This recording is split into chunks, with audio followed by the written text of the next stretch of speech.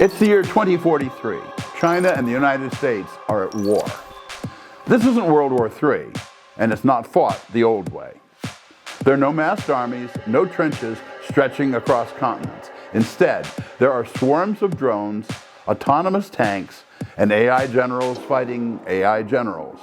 Human soldiers watch, they guide, sometimes they intervene. So what does the battlefield look like? Let's step into the future of war. Day one doesn't start with boots on the ground. It starts in the cloud. Each side unleashes AI-powered cyber offensives, blinding satellites, hunting for control of physical systems, jamming communications, choking logistics. At the same moment, autonomous drones swarm, lift off from hidden bases, a living cloud of metal. Their first mission is simple to say: hard to stop, neutralize radar, overwhelm air defenses, carve safe corridors for follow-up strikes. We'll have machine speed probing and machine speed response, far too fast for humans to follow. Before most humans know what has happened, the battle space will already have shifted. On the ground, it looks a lot less like D-Day. Uncrewed tanks advance, no drivers on board. AI navigation guides them over rubble and through smoke. Above them, quadcopters and fixed-wing drones scout, designate, strike, and relay data to AI commanders. Logistics bots roll and crawl. Ammo, fuel, spares are supplied. Human exposure? Reduced, but of course not eliminated. And the defenses? Autonomous gun platforms dig in. Perimeters enforced with machine precision. Counter-battery fire arrives in seconds, not in minutes. Where are the androids? There aren't many. Human-shaped robots make poor soldiers at scale. The way of the future is going to be a war fought by specialized systems, each optimized for its mission, not looking like us.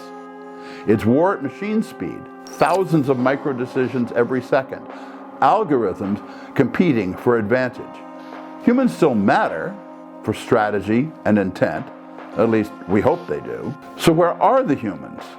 They're behind layered defenses, inside hardened command centers, providing remote oversight. Commanders set broad goals: seize this city, hold this corridor, deny this airspace. AI agents plan the minute-by-minute moves, routing, timing, deconfliction, all of that in real time.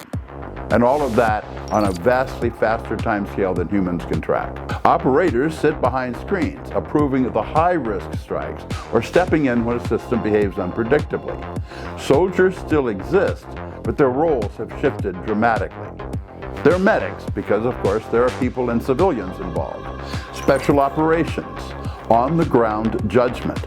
In messy situations that AI simply can't yet parse, humans will be essential. Think of it like this. Humans provide the ethics and the intent. Machines provide the execution and the scale. One promise of autonomous war is fewer soldiers killed.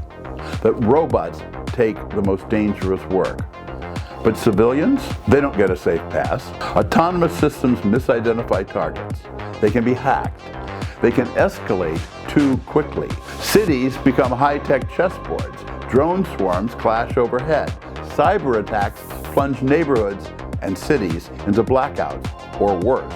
The line between frontline and home blurs completely. We've already seen the beginning of this. Loitering munitions moving the danger miles beyond the lines. Doorsteps become battle spaces. Lower military casualties do not guarantee lower human suffering. So mid-century war, mid-21st century war, despite human oversight, will be increasingly artificial intelligence versus artificial intelligence. One side swarms, adapts on the fly, splitting into decoys and into hunter groups. Other answers with electronic warfare AIs, spoofing jeeps, bending and distorting signals, flooding the spectrum with noise. In the cloud, autonomous cyber agents duel. One deploys exploits, the other patches in milliseconds, reroutes traffic, spins up clean systems and counterattacks. Battles play out at speeds far beyond human comprehension. Humans watch dashboards. AIs outthink each other on microsecond time frames while humans look only at the oversight. The fastest learner wins until it doesn't. The benefits of this? Fewer soldiers dying, just as promised. Precision targeting.